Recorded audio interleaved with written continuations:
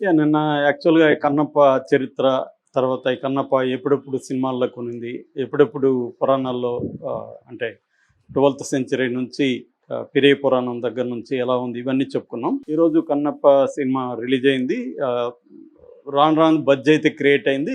మంచి బజ్జే వచ్చింది. కేరళ లాంటి స్టేట్‌లో కూడా 300 థియేటర్‌లో రిలీజ్ అయింది.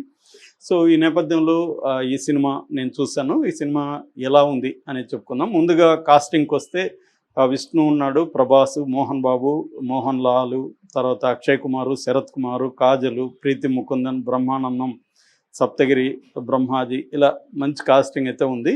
ఇక డైరెక్టర్‌కి చెప్పాలంటే అందరికి తెలుసు. 'మహాభారత్' అని టీవీ సీరియల్‌గా తీసిన ముఖేష్ కుమార్ సింగ్. తర్వాత వీళ్ళే own production 24 frames factory private limited చేశారు. తర్వాత మ్యూజిక్ వచ్చి స్టీఫన్ దేవసి, మణిశర్మ ఇద్దరు చేశారు. DOP director of photography Sheldon చావు. తర్వాత మాటలు ఆకెళ్ళ శివప్రసాద్. ఈయన ఆకెళ్ళ శివప్రసాద్ 'రంగమార్తాండ' సినిమా కృష్ణవంశీకి చేసిన వ్యక్తి. ఆయన దీనికి రాశారు. సో, ఇక కథగా చెప్పుకోవాలంటే అందరికీ తెలిసిన కథే. అంటే ఒక చెంచు యువకుడు తిన్నడు, అతని పేరు తిన్నడు అనేవాడు.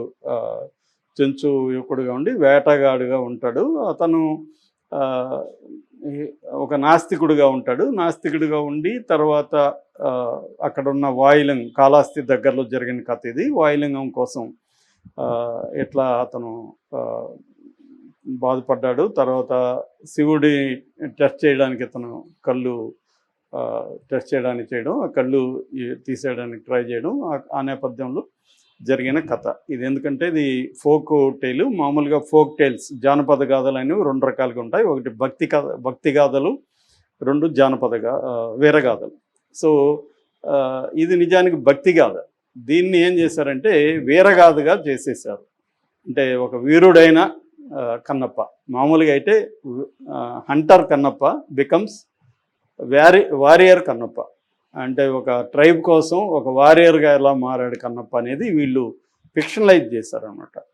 సో, ఈ కథ అయితే ఇది బేసిక్గా. దీన్ని స్క్రీన్ ప్లే పరంగా తీసుకున్నప్పుడు ఫస్ట్ హాఫ్లంతా గూడెంని ఎస్టాబ్లిష్ చేయడం, గూడెంలో ట్రైబల్ వివిధ గ్రూప్స్ మధ్య ఒకదాని కోసం క్లాష్ ఉంటుంది. ఆ క్లాష్లో తిన్నప్ప పార్టిసిపేట్ చేయడు కొన్ని కారణాల వల్ల. దాని తర్వాత ఎలా పార్టిసిపేట్ చేస్తాడు. సో, ఒక వారియర్ ట్రైబు, ఆ ట్రైబ్లో ఉండే వివిధ ఒక దీన్నంతా కూడా వీళ్ళు ఫిక్షనలైజ్ చేశారు. మామూలుగా జానపద గాథే, ఏదో జరిగిన చిన్న సంఘటన నుంచి అది పెంచుకుంటూ ప్రజల్లో పెరుగుతూ వెళ్తూ ఉంటుంది.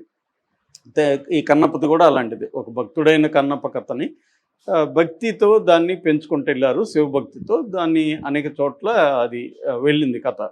దీని సినిమాల్లో 1938లో ఫస్ట్ టైం తమిళ్లో వచ్చింది. అక్కడి నుంచి సినిమాలు చాలా వచ్చాయి. హిందీ, కన్నడ, తెలుగు అన్నిట్లో వచ్చాయి. సో, ఇలాగ వీళ్ళేం చేశారంటే తిన్నడు స్టోరీని ఫస్ట్ హాఫ్లో చెప్పుకుంటూ వచ్చారు. తిన్నడు నేపథ్యం ఏంటి, అతని ప్రేమ కథ, అతని ట్రైబ్స్, ఇవన్నీ ఒక తిన్నడి ప్రపంచాన్ని ఒక యాక్షన్ ఎమోషన్ డ్రామాగా చెప్పుకుంటా వచ్చారు. రొమాంటిక్ ఇవన్నీ యాడ్ చేసుకుంటూ. సెకండ్ హాఫ్లో ప్రధానమైన కథని చెప్పుకున్నారు. జనరల్గా ఇండియన్ సినిమాల ఫార్ములా కూడా ఇంతే. ఇంటర్వెల్ ముందు కథ, రియల్ కథ స్టార్ట్ అవుతుంది. అంతవరకు ఏదో నడుపుతారు. పాట, ఫైటు, రొమాన్స్ ఇవి ఉంటుంది. ఇంటర్వెల్ ముందు ఒక బ్యాంగ్ ఇచ్చి కథ ఎంటర్ అవుతుంది. ఇంటర్వెల్లో ఒక పెద్ద బ్యాంగ్ ఇస్తారు. ఆ తర్వాత అసలు కథ సెకండ్ హాఫ్లో ఉంది. This is the broad formula of Indian cinema. ఇది కూడా అదే ప్యాటర్న్ తీసుకున్నారు. తీసుకొని స్క్రీన్ ప్లేలో చేశారు. అయితే స్క్రీన్ ప్లే మేజర్గా దీంట్లో ఈ సినిమాలో ప్రాబ్లం స్క్రీన్ ప్లేని. ఎందుకంటే వీళ్ళు ఏదైతే మనం క్రియేట్ చేద్దాము, ఒక ఫిక్షనలైజ్ చేద్దాం అనుకున్నారో అక్కడే సినిమా దారి తప్పింది. అది బోర్ కొట్టడం మొదలుపెట్టింది ఫస్ట్ హాఫ్. ఎందుకంటే ఇది 3 గంటల సినిమా, హాఫ్ అన్ అవర్ లేపేయచ్చు ఫస్ట్ హాఫ్లో. ఫస్ట్ హాఫ్లోను, సెకండ్ హాఫ్లో ఫస్ట్ భాగం ఒక హాఫ్ అన్ అవర్, సెకండ్ హాఫ్లో కూడా కొద్దిగా ల్యాగ్ ఉంది. ఇది కానీ ట్రిమ్ చేస్తుంటే ఇంకా బాగుండేది. ఇది ఏంటంటే పాన్ ఇండియా సినిమా, ఇట్లా ఉండాలి, యాక్షన్ ఉండాలి. ఈ మధ్య ఒక ఫార్ములా తయారైంది.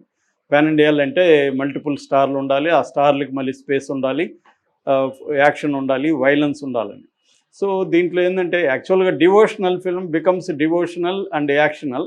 ఒక్కోసారి యాక్షన్ డామినేట్ చేస్తుంది, ఆ యాక్షన్ ఏమో మనకి కనెక్ట్ అవ్వట్లేదు. సో, ఫస్ట్ హాఫ్ ఆడియన్స్కి కనెక్ట్ అయ్యే విధంగా లేదు. సెకండ్ హాఫ్ బ్రహ్మాండంగా కనెక్ట్ అవుతుంది బ్రాడ్గా చెప్పాలంటే స్క్రీన్ ప్లే పరంగా. సో, మేజర్ ప్రాబ్లం స్క్రిప్టే ఇది. స్క్రీన్ ప్లే గాని ఇంకా టైట్‌గా గాని రాసుకొని ఉంటే ఇంకా బాగుండేది. వీళ్ళు 3 గంటలు చేయాల్సిన అవసరం లేదు. ఈ మధ్య ప్రతి ఒక్కరికి ఎందుకో 3 గంటలు సినిమా తీయాలి అన్న ఫీలింగ్ ఎక్కువైంది. అంత అవసరం లేదు. పాన్ ఇండియా అయినా, ఏ ఇండియా అయినా ఫైనల్‌గా జనం చూస్తారు. ఎక్కడైనా జనమే. సో, జనానికి కనెక్ట్ అవ్వాలంటే కథలో ఎమోషన్ ఉండాలి. దీంట్లో అయితే డివోషన్, ఎమోషన్ ఈ 2 ప్రధానం. దీంట్లో యాక్షన్ కూడా వీళ్ళు యాడ్ చేశారు. నిజానికి ఒరిజినల్‌గా 'తెన్నాడ' సినిమాలో పెద్ద యాక్షన్ ఏమి లేదు. కానీ ఎందుకంటే 'చెంచు' అనేదే వెరీ వెరీ నార్మల్ ట్రైబ్ వోళ్ళు. ఇప్పటికీ ఉన్నారు చెంచులు. మా మా ఊరు కూడా కాళహస్తి దగ్గర. నేను ఇంటర్మీడియట్ కాళహస్తిలో చదువుకున్నా. సో, కాబట్టి నాకు ఆ ఐడియా ఉంది.